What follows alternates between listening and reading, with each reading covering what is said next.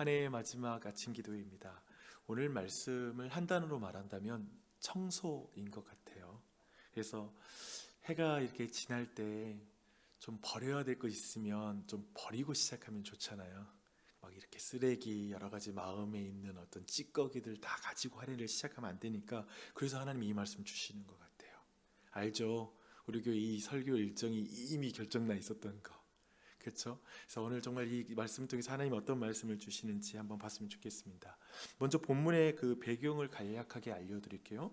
오늘 본문의 시점에 디아스포라 유대인들은 로마 제국 내에서 비교적 안정적이며 법적으로도 그렇고 경제적으로 굉장히 안정적인 지위를, 그리고 그 활동을 누리는 상태였습니다. 그래서 그 결과 성전 순례가 굉장히 많았어요. 그리고 헌금의 액수도 굉장히 컸던 것으로 보입니다. 그래서 권위 있는 연구자에 따르면 이 시기의 유대교는 팔레스타인 내부에 있는 유대인들보다 그 밖에, 즉 디아스포라의 유대인들이 더 많은 신자들이 있는 상황이었고요. 이 디아스포라 공동체는 특별히 절기순례와 성전세 납부를 통해서 예루살렘 성전과 긴밀하게 관계가 있는 그런 상황이었습니다. 그래서 이런 말을 있어요. 절기 때 예루살렘은 단지 종교적 중심이 아니라 전 세계 디아스포라 유대인들의 정체성과 소속감을 확인하는 축제의 용광로였다 라고 이렇게 연구가는 이렇게 표현하고 있습니다. 여러분, 그래서 자연스럽게 우리는 이제 제사에 필요한 제물 판매와 성전세 환전이 지금 절기순례 대중과 결합되고 종교 지도자층의 경제적 이익까지 얽히면서 성전이 사실상 시장이 되어버린 오늘 본문의 이 상황을 우리가 맞닥뜨리고 있는 것이죠. 구체적으로 말하면 성전의 외인들이라는 게 있거든요. 그 성전의 외인들, 곧 외인들이 들어와서 기도하도록, 만민이 기도하도록 기도할 수 있는 그 자리의 공간이 매매와 환전 장소로 완전히 바뀌어 버린 게 오늘 상황인 것이죠. 기도의 자리가 거래의 자리가 되어버렸습니다. 여러분, 최근에 계속 하나님의 말씀이, 이 표현이 계속 나오고 있는 거 아시죠? 근데 그 자리가 돼버렸어요. 예수님은 이 상황을 보고 이례적으로 거룩한 분노를 표현합니다. 과격하게 그 마음을 표현하고 있죠. 먼저 행동을 하세요. 근데 하나님이 분노한 지점이 무엇이었는지 한번 생각해 볼 필요가 있습니다. 13절을 여러분 다시 읽을게요. 그들에게 이르되 기록된 바 내 집은 기도하는 집이라 일컬음을 받으리라 하였거늘 너희는 강도의 소굴을 만드는도다 하시니라. 예수님은 지금 그 과격한 행동을 하신 이후에 두 가지 말씀을 인용해서 우리에게 말하고 있습니다. 먼저는 이사야서 56장 7절 말씀을 인용해서 말씀하세요. 내 집은 기도하는 집이다. 특별히 만민의 기도하는 집이다 라고 말씀하고 있습니다. 여러분, 성전의 본래 목적이 뭐냐면 하나님과 만나는 것입니다. 하나님과 대화 나누는 것입니다. 만민을 위해서 중보적 기도를 드리는 장소이기도 하고요, 만민이 들어와서 기도하는 곳이에요. 이게 성전의 원래의 그 하나님을 예배하는 곳, 이게 아주 본질적인 그런 기능이고 그리고 목적이라고 말할 수 있습니다. 그런데 유대교는 이 집을 어떻게 바꿔버린 것입니까? 이때 예레미야 7장 11절 말씀을 인용해서 이제 말하고 있습니다. 너희는 도둑의 소굴로 바꿨다, 강도의 소굴로 바꿨다. 이 말은 한마디 이런 거죠. 너희들 지금 하나님과 대화해야 될 그 장소를 너희 돈으로 지금 다 훔쳐버린 거야. 너희들이 예배당 훔쳐가 버린 거야. 하나님 것을 다 훔쳐가 버렸어. 하나님이 만나야 될 그 교제의 시간을 다 너희들 훔쳐가 버린 거야. 이렇게 고발하고 있습니다. 예수님은 있잖아요, 사실 여기서 잘 보면 장사 자체보다 하나님과의 만남의 공간을 거래 공간으로 만든 그 정신, 그 태도, 그 접근에 대한 분노인 것을 여러분 주목할 필요가 있습니다. 깔병 목사님께서 이렇게 말하더라고요. 그리스도는 성전에서의 매매 자체보다 성전의 목적을 전도시킨 사건의 부패를 심판하셨다 라고 말하고 있습니다. 목적을 바꾸는 걸 정말 이렇게 주님이 경계하시는 것이죠. 핵심 문제는 무언가를 팔았다라는 이런 행위 자체가 아니라 하나님께 나아가는 길, 그 소중한 그 예배의 공간을 돈과 거래로 중개하면서 기도의 집을 비즈니스 구조로 바꿔버린 것, 이것에 대한 주님의 분노를 보게 됩니다. 여러분, 근데 오늘날에 오늘 이 말씀이 오늘 우리에게 그리고 교회에게 주시는 그 의미는 무엇일까를 이제 생각해 보도록 하겠습니다. 여러분, 이때 제일 중요한 이거예요. 교회의 본질은 뭔가 이거예요.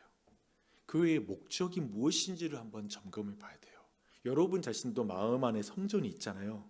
내 마음의 목적이 뭔지를 오늘 점검해야 돼요. 그리고 오늘 청소할 거 청소해야 돼요.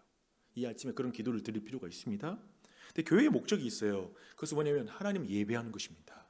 하나님 예배하는 것입니다.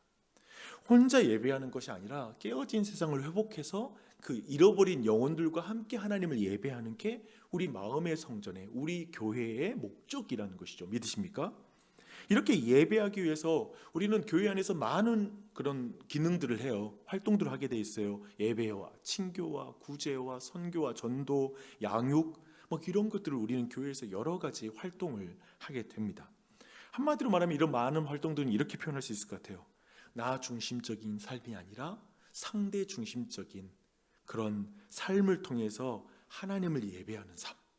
이게 바로 우리 모든 교회의 활동의 목적이요, 우리 기능이라고 생각할 수 있습니다. 그런데 교회가 있잖아요. 우리가 이 목적과 본질을 망각하면 어떻게 되는 줄 아세요? 오늘 말씀 그대로 한번 제가 해석해 볼게요. 가장 먼저 무슨 일이 벌어지냐면 교회가 외인의 뜰, 곧 선교적인 공간을 가장 먼저 거래와 타협의 장소로 바꿔버립니다. 교회라는 것이 선교적인 장소잖아요. 공간이잖아요. 제일 먼저 이 선교적인 부분을 가장 먼저 버려버려요. 외인을 위한 공간을 자신의 유익을 취하는 공간으로 바꿔버리는 것이죠. 교회가 그래서 어떻게 되냐면 자기 보존이 가장 중요해 되어버리는 거예요. 내 자신을 지켜내는 것이 가장 우선되게 돼버리면 하나님의 교회에서 잃어버린 영혼을 위한, 깨어진 영혼을 향한, 세상을 향한 기도가 사라져버린 거예요. 그리고 계산의 언어가 교회를 가득 채워버리는 것이죠. 이 부분이 발생하게 됩니다. 이렇게 하므로 궁극적으로는 이제 이 예배당이란, 교회라는 공간이 저 외인들이 교회로 들어오는 공간인데, 그러한 곳인 공동체인데 그 길을 봉쇄해 버리는 것, 이것을 예수 그리스도가 너무나 속상해 하시는 거예요. 여기에 대해서 주님이 분노를 표현하는 포인트가 이 지점인 거예요. 이것이 사실 우리 안에, 그리고 내 안에 있지 않은지를 한번 여러분 점검해 보셔야 됩니다. 사실 우리 중에 이렇게 말할 사람 없는 것 같아요. 또 나주혁신 장로교를 향해서도 아니, 이 선교적인 공간을 어떻게 상업화하겠어요. 여기서 그렇게 우리 교회는 그런 거 안 하고 있고 저도 이렇게 장사한다고 생각하지 않고 있어요 라고 우리 모두가 말할 것이라고 생각합니다. 그런데 한번 제가 준비한 질문에 한번 여러분의 답을 한번 생각해 보시길 바랍니다. 첫 번째 이것입니다. 당신은 교회와 교회당을 하나님을 만나는 곳으로 사용하고 계십니까? 아니면 하나님을 이용하는 곳으로 만들고 계십니까? 이 질문 앞에 서야 돼요. 교회가 내 문제를 해결하는 곳 이전에 하나님을 가장 사랑하는 곳인지를 물어봐야 된다는 거예요. 이 기도라는 이 순간조차도 내 유익을 구하고 있는 기도를 하고 있는지 하나님의 뜻을 구하고 있는지를 점검하셔야 된다는 것이죠. 그런 의미에서 모든 우리의 신앙과 교회 안에, 그리고 인생 안에 모든 판단의 기준이 이거 하면 나한테 유익한가? 이거 손해 아니야? 라고 이렇게 묻는 게 아니라, 또 한편에 말씀에 순종하면 이거 내게 손해 있는 거 아니야? 라고 느껴지면 어떤 의미에서 그 가운데 즉각 멈춰들고 다른 계산을 못하는 것, 그 자체가 어떤 의미에서 이미 우리 안에서 기도의 마음의 공간이 거래의 장소로 변하고 있다는 증거겠죠. 다 내 유익에 따져서 움직이니까 이 부분을 점검해야 됩니다. 두 번째는 이것입니다. 당신은 예배자인가 소비자인가를 질문해 보십시오. 여러분, 이 질문 앞에 서야 돼요. 다르게 말하면 당신의 예배는 어떤 의미에서 우리의 삶은 예배, 기도와 회개와 순종인가, 아니면 교회에 와서 좋은 설교 상품을 얻는 거, 또 우리 가족에게 유익한 행사가 많은가, 또 내 마음의 체험을 소비하는 장소인가, 이런 걸 점검하셔야 된다고요. 이 앞에 서야 됩니다. 이것은 교회 안에서 어떤 의미에서 이런 태도죠. 내가 예배를 평가하고 있는 사람인가, 아니면 예배에서 하나님의 평가를 내가 받고 있는가. 이런 모든 걸 점검하셔야 됩니다. 그 가운데 정말 우리가 서야 되는 것이죠. 저는 있잖아요, 아까 계속 말하지만 선교적 공간인 교회가 좀 상업화되는 거, 시장이 되어버리는 것은 정말 쉬운 일인 것 같습니다. 여러분 자신도 알잖아요. 방금 전에 질문을 여러분 진지하게 대한다면 어떤 의미에서 자본주의, 개인주의, 세속화라고 하는 이런 흐름 속에서 기본적으로 우리 안에 있는 그런 감정이 그건 것 같아요. 소비자처럼 모든 것 앞에 서게 되는 것 같아요.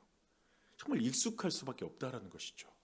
그러면서 우리 자신을 깊이 돌아보셔야 됩니다. 그래서 오늘 마태복음 21장 12절로 13절 말씀은 그런 의미에서 예수께서 성전의 주인으로서 다시 한번 우리 예배의 본질, 교회의 본질을 우리 안에 다시 한번 확인하는 것 같습니다. 그래서 특별히 교회가 좀 지금 이 시점에 여러 사람들이 이제 교회를 위한 봉사를 위한 계획들 가운데 사람들이 헌신하는 시간이기도 하고요. 하는 시간인데 정말 이런 모든 것 안에 다시 한번 우리가 교회에 대한 본질을 기억하고 나아가야 될 시점인 것 같아요. 또한 교회가 또한 중요하게 분리개척이라는 것을 두고 하는 이 시점에 우리가 교회의 본질이 뭔지, 그리고 그 앞에서 우리는 어떻게 나아가야 될지, 무엇보다도 기도를 해야 되는구나. 정말 제가 이번 주에 제가 기도를 계속 강조하는데, 만민을 위하여 기도하는 집, 정말 만민이 들어와서 기도할 수 있는 집이 될 수 있도록 이 본질의 회복을 위해서 나아가는 걸음으로만 이해될 뿐이지 계산으로는 안 맞는 말인 것 같아요. 아무리 봐도 계산으로는 이게 지혜롭지 않을 수도 있고 이견이 생길 수밖에 없는 것 같아요. 모든 우리 교회라는 게 그렇습니다. 항상 그런 의미에서 오직 본질과 그 목적을 붙잡음으로 더욱 기도함으로 하나님이 일하시는 것을 보는 교회가 됐으면 좋겠습니다. 여러분, 마지막 날입니다. 우리 마음을 좀 청소하셔야 됩니다. 좀 돈 계산하는 그 환전상 한번 엎어버리셔야 돼요. 이 기도가 지금 돈과 수없이 많은 염려도 있고 한번 그것도 엎고 우리 안에 여러 계산하는 마음들도 엎어버리고 다시 한번 하나님께 기도하고 정말 하나님의 뜻을 구하고 나아감으로 이 한 해를 마무리했으면 좋겠습니다. 그렇게 해서 정말 힘있게 새해를 시작했으면 좋겠어요. 할렐루야. 아멘. 기도하겠습니다.